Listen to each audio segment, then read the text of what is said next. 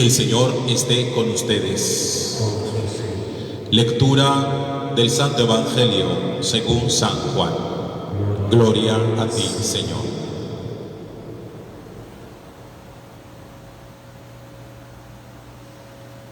En aquel tiempo vio Jesús que se acercaba a Natanael y dijo: ahí tienen a un israelita de verdad en quien no hay engaño. Natanael le contesta: ¿de qué me conoces? Jesús le responde: antes de que Felipe te llamara, cuando estabas debajo de la higuera te vi. Natanael respondió: Rabí, tú eres el Hijo de Dios, tú eres el Rey de Israel. Jesús le contestó: por haberte dicho que te vi debajo de la higuera, ¿crees? Has de ver cosas mayores. Y le añadió: yo les aseguro, verán el cielo abierto y a los ángeles de Dios subir y bajar sobre el Hijo del Hombre.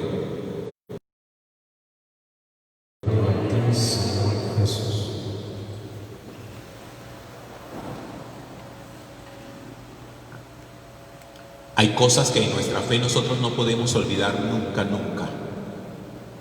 Porque eso será lo que nos permitirá poder tener siempre identidad y mostrar quiénes somos. Cuando esas cosas uno las pierde, empieza a presentarse una figura de nosotros bastante difusa, que al final no nos permite saber quiénes somos, ni qué es lo que presentamos delante de Dios.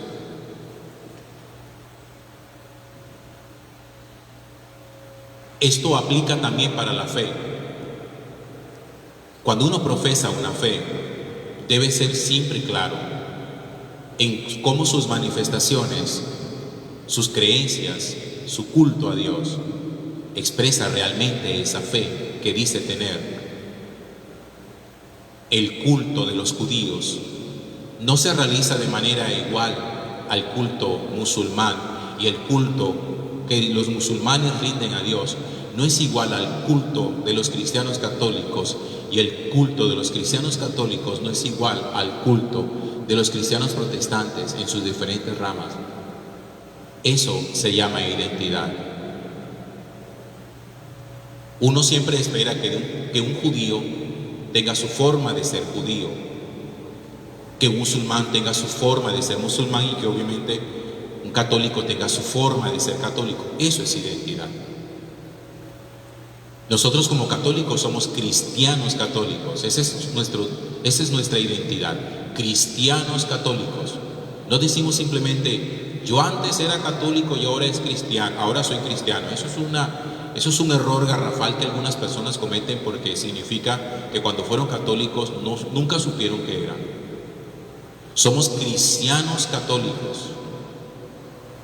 Y como cristianos católicos, esa palabra cristiano, que fue acuñada en Antioquía de Pisidia, en los principios en los orígenes del cristianismo, porque allá fue donde empezaron a llamar cristianos a los discípulos de Cristo. Ese ser cristiano nos hace a nosotros entender que el centro, oigan bien, que el centro de nuestra fe es Jesucristo el Señor.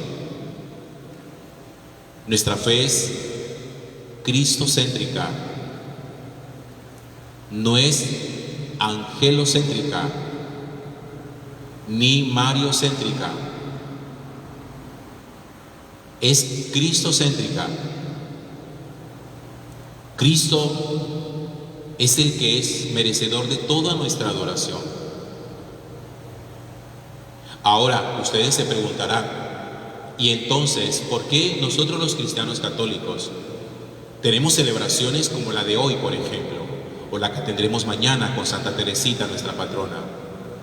Porque para nosotros es importante rendir una especie de culto a los arcángeles o a los ángeles.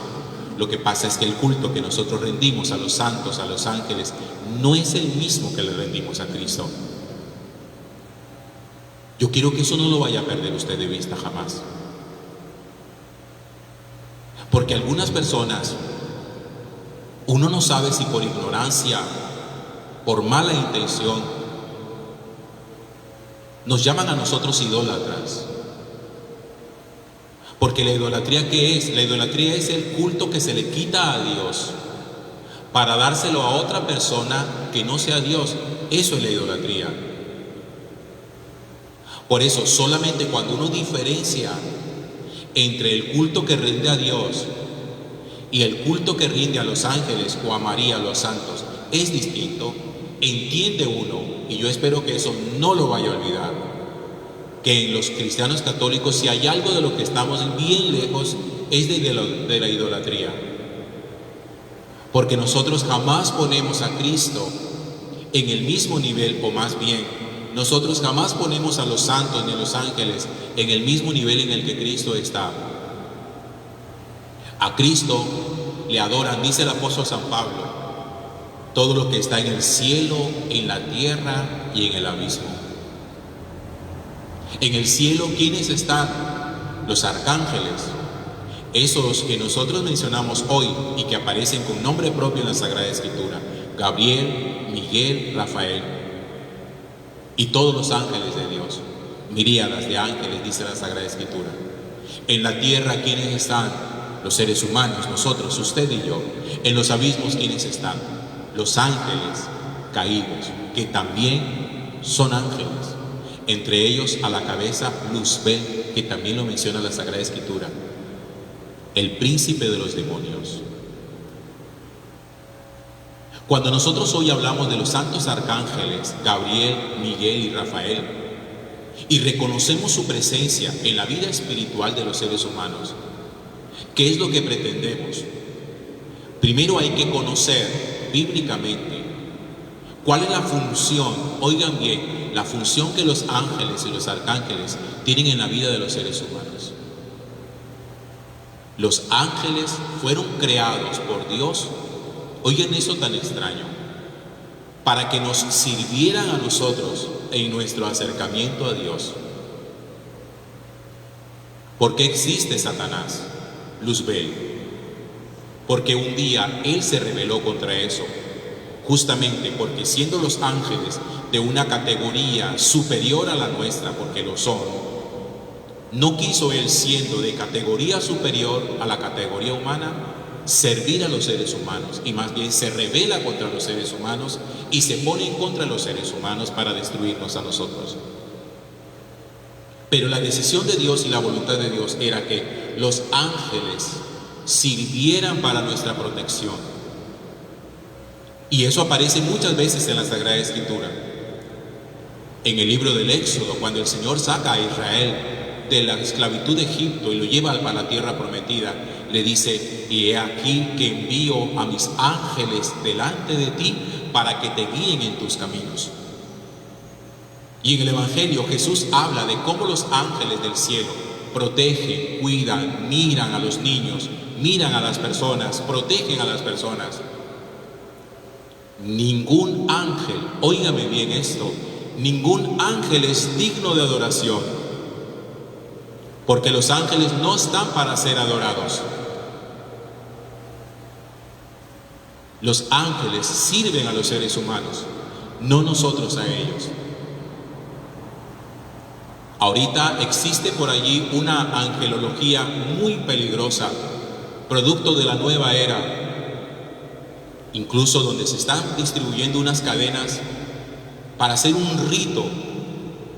Oigan esa palabra, un rito para invitar ángeles a la casa. La pregunta que yo siempre hago y que yo trato de evangelizar es: llamar ángeles, ¿cuáles?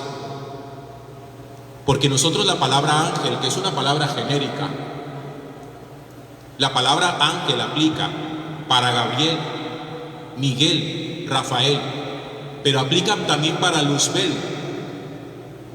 Y ya les dije, Luzbel es Satanás, el ángel caído. Cuando a alguien le dicen: haz este rito para invocar ángeles, la pregunta que yo le hago es: ¿cuáles? ¿Cuáles invoca? Porque ahí no dice cuáles invoca, ahí simplemente dice: llámelos.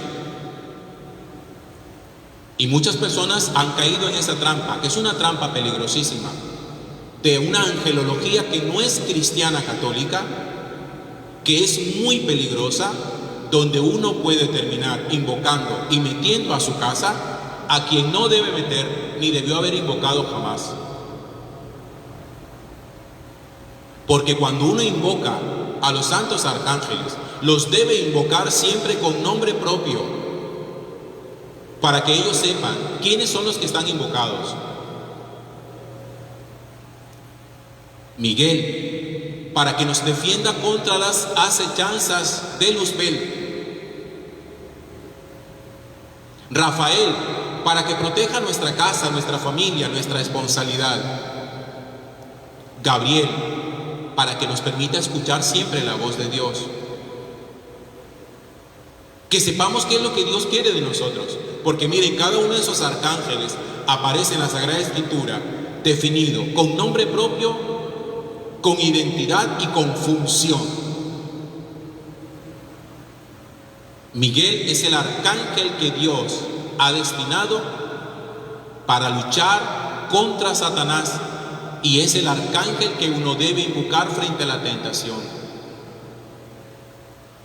Cuando la familia está en peligro, cuando la vida esponsal está en peligro, el arcángel que se llama es Rafael, que protegió el matrimonio de Sara y de Tobías contra el demonio Asmodeo. Y Gabriel, que fue el ángel que anunció a María que iba a ser la madre del Salvador, el ángel vocero de Dios, vocero de Dios. Y fíjense, los tres, en las cosas que hacen, los tres sirven al ser humano.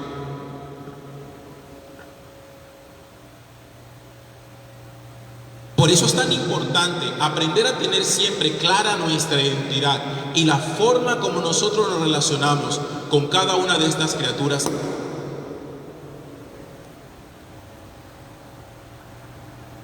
En esa invocación, recordemos siempre que cualquier devoción que nosotros tengamos a los santos, cualquier devoción que nosotros tengamos a los ángeles, nos deben conducir siempre a Dios. No puede haber devoción que nos separe de Dios. Si una persona tiene una devoción a un santo, pero ese santo no lo lleva a Dios, esa devoción es mala. Y si una persona tiene una devoción a un ángel, pero ese ángel no lo conduce a los pies de Cristo, esa devoción es mala. Todas las devociones nos deben conducir a los pies del Señor, porque el centro de nuestra fe es Cristo. Él es el digno de adoración. Los ángeles se postran delante.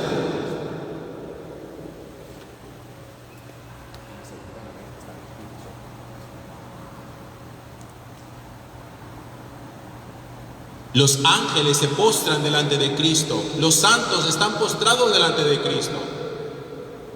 Ellos están delante de Cristo. Nosotros no nos postramos delante de ellos, sino que nos postramos con ellos delante de Cristo. Cuando uno ama a una patrona como Santa Teresita, lo que está haciendo es arrodillándose con Santa Teresita para adorar a Jesús, porque el amor de Teresita fue Jesús y el amor de los santos arcángeles es Jesús.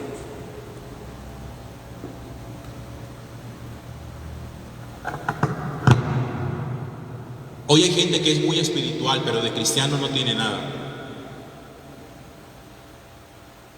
Hoy hay gente que hace ritos para invocar ángeles, pero de cristiano no tiene nada. Hoy hay gente que tiene mucha devoción a santos, tanta devoción que son más bien santeros, pero de cristiano no tienen nada.